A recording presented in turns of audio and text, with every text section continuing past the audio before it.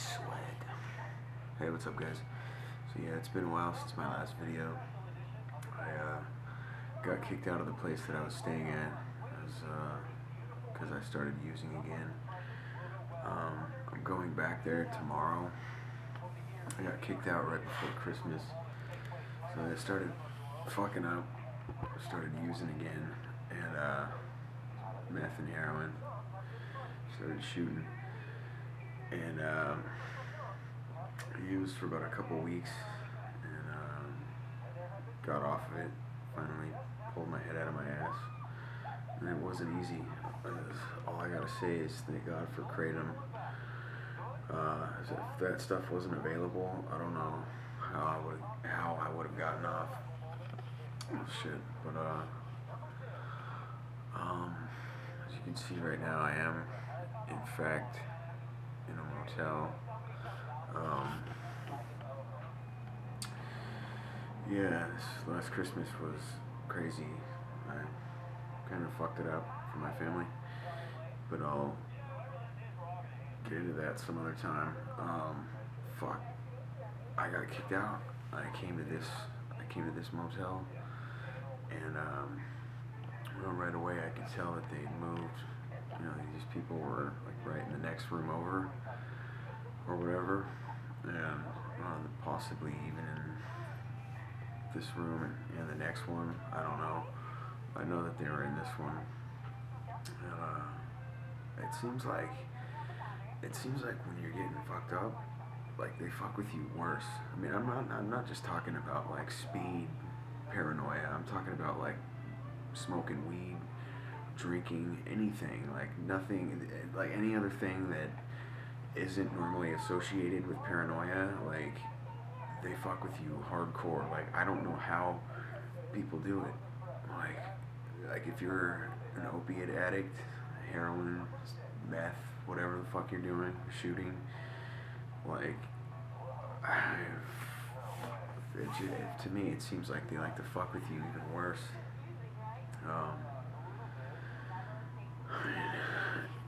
I drove up to my dad's place. I know beforehand when I was staying, before I took off to go up to my dad's, I passed out a couple of those little flyers, right? The little ones that I had translated into Spanish. I passed one out to the guy at the front counter, and I passed one out to one of the cleaning ladies, and she and it seemed like fucking like within 5 minutes, dude, like they were all fucking on me, like the cleaning ladies, like getting in on the shit. Like it's like, what the fuck, dude? Like I almost regretted passing the shit out. And I thought about it. I'm like, you know what? Like hotels, they seem like the kind of place where the staff would kind of know what's going on, or to even be a little bit complicit to some degree. But yeah, this fucking stalking was bad this Christmas. Like, I mean, oh yeah, and I got an infection in my hand. Talk about that a little bit. I am in a motel right now, so I don't want to speak too loud. You know, I don't want a hobo Joe in the next room who's going through a divorce with kids out of wedlock to judge me or anything. So, yeah.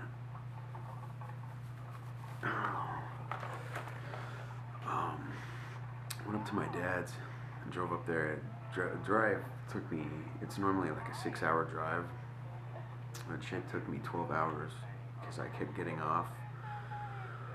I kept getting off to take shots, you know what I mean? And then 2, I kept getting off because I was fucking paranoid, you know? I literally had my camera on my monopod like I do right now, taking pictures of people while driving, just stupid shit. Yeah. It was bad. My dad lives in kind of like a wooded area, you know, I mean, it's still kind of densely populated, but it's like in the woods. And I mean, I went through probably one of the worst harassment episodes I've ever been through since this all started. Um, these people up in the San Jose area, like one, I've heard accounts from other TIs who live in that area who say that these people, these assholes, they like to get up on top of your roof and fuck with you that way. And that's one of the things that they'll do in that area, in the Bay Area. And, and that was one thing that was going on was, you know, they were up on top of my dad's roof. I mean, there was one, I mean, there had to have been at least 3 or 4 of them up there. I mean, not on the roof. There was one on the roof, maybe 2 or 3 of them on the ground. And, I mean, it seemed like when I was locking the doors before I went to bed, that's when they were fucking with me worse. And then when I stopped locking the doors, it was like I stopped giving a shit. They stopped fucking with me quite so much. But it was fucking bad. Like, I have not been put in a state emotionally or mentally like that since this all started. I mean, I almost fucking cracked. You called the police, but you know, I wasn't about to do that because I was fucked up. They would have been able to tell. They probably would have taken me to the psych ward. And this went on from about 12:30 midnight until about 4:30, 5 o'clock in the morning. And when it finally all stopped, I mean, one point, well, I went into the bathroom. I was in my sister's room. She doesn't live there anymore. I was staying there, and she has her own bathroom. So I went into the bathroom, you know, to take a leak, and I, you know, fucking going through this, like, I just could not. I was in a state where I couldn't fucking get started. So I'm standing there in front of the toilet, like, trying to take a leak, and I'm just standing there, just listening to this guy talk all kinds of shit through the whirly bird on the rooftop, you know what I mean, where you can kind of hear it. And I'm just sitting there like in a state where I'm like half dissociated out of stress or whatever. But finally when I pulled out of it and took a leak, I got my camera and I said, you know what, fuck this shit. So I went out into the front porch where, you know, everybody was out in the back of the house, to where I went into the front of the front porch to where if they wanted to get at me, they would have had it all kind of relocate and make a lot of noise. So I went out front with my camera and I just let it start rolling, and I could hear one of them say, from what I kind of got out of it, it sounded like it was one of the kids, you know, 20-something who lived in one of the surrounding houses, and he had a real sense of urgency in his voice. He said, "You guys, I don't like this anymore. Let's fucking get out of here right now." And I'm just sitting there with my camera, smoking a cigarette with my camera rolling in the front of the house, and I can hear them all start to slowly vacate, crunching leaves, talking shit, and we're gonna get you, fucking turkey, or some shit. And I mean, it was weird. Once I kind of got my camera and said, you know what, fuck this shit. Like, I was in a state, like, so much fucking stress.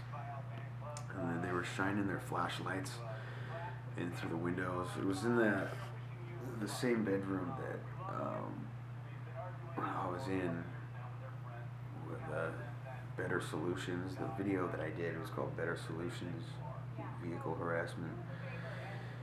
It was in that same window that was behind me. They were shining their flashlights in.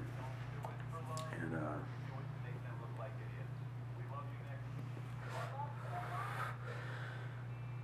I mean, yeah, I was doing a little bit of fucking speed, but I've been clean and sober long enough to where, the shit never went away. I've taken every psych med under the fucking sun, and the shit never went away. Like, you learn to start trusting in your own convictions. Like, this shit isn't fucking some figment of your imagination. People try to make you feel stupid. You need to believe in yourself that this shit is really happening. Like,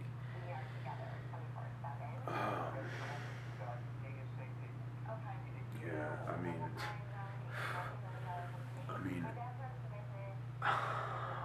not even gonna get into it. I was fucked up for like maybe 2.5 weeks total. Like 2 weeks and change. I was using a little bit of speed, and I wasn't even using that much, but I'm not even gonna get into that. Fucking, been going through it for 3.5 years. I was clean for about a whole year, and the shit was still going on. Like, but yeah, people keep telling me that I need to pray and this and that, and it's like, that's all fine. How is it working for you? Has the stalking stopped? I mean, have they left you alone? Is your life normal again? You might be religious or whatever, you might pray on a daily basis, and that's all fine. I can agree with that. I'm all for that. I'm just saying, does it ever go away? Does it all fucking leave you alone? Does your life ever go back to normal? That's one thing I would like to know, because I've heard other people say the same thing, ask the same thing with no definitive answer. And yeah. But yeah. So I just wanted to make this video. I have a recording. It was about an 8-minute long video where I went out back at my dad's house with my camera on the monopod, and I recorded, but I couldn't get really good sound. There was a couple of little samples where I think I might have heard of, someone's voice on the recording, but I would need some better sound equipment to know for sure. Yeah, and it's, I don't know what else.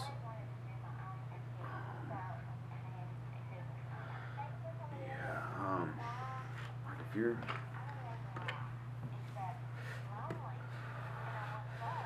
hooked on opiates or whatever, you really need to think about getting off that shit, because it will do you no good. I fucked up for a couple of weeks, and learned real quick that they like to fuck with you even worse. This is just one of the companies that makes this stuff called Kratom. These are capsules. I prefer the powder because the powder is like 50% cheaper. Yeah, if it wasn't for Kratom, I don't know if I would have been able to get off the shit. Like, you take a little bit of Kratom, a couple times a day, 2, 3, maybe 4 times a day for about 3-4 days, and then you gently wean off the Kratom.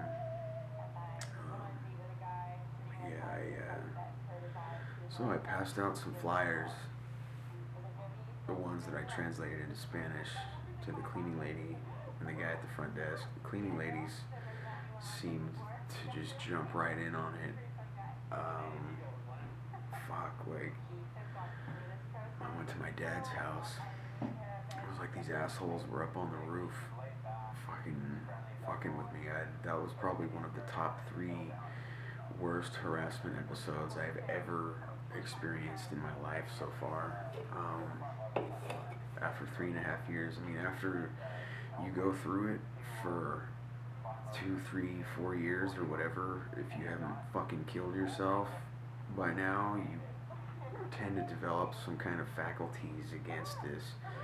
But that was one of the fucking worst harassment episodes I've ever been through.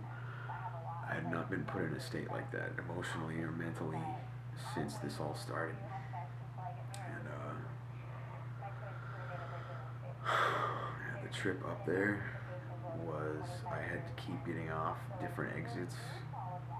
Fucking a 6 hour drive took me 12 hours just because I don't even know, it wasn't even like a chore, it was like fucking fun. For some reason I was all fucked up, but I mean, in hindsight it really wasn't that fun.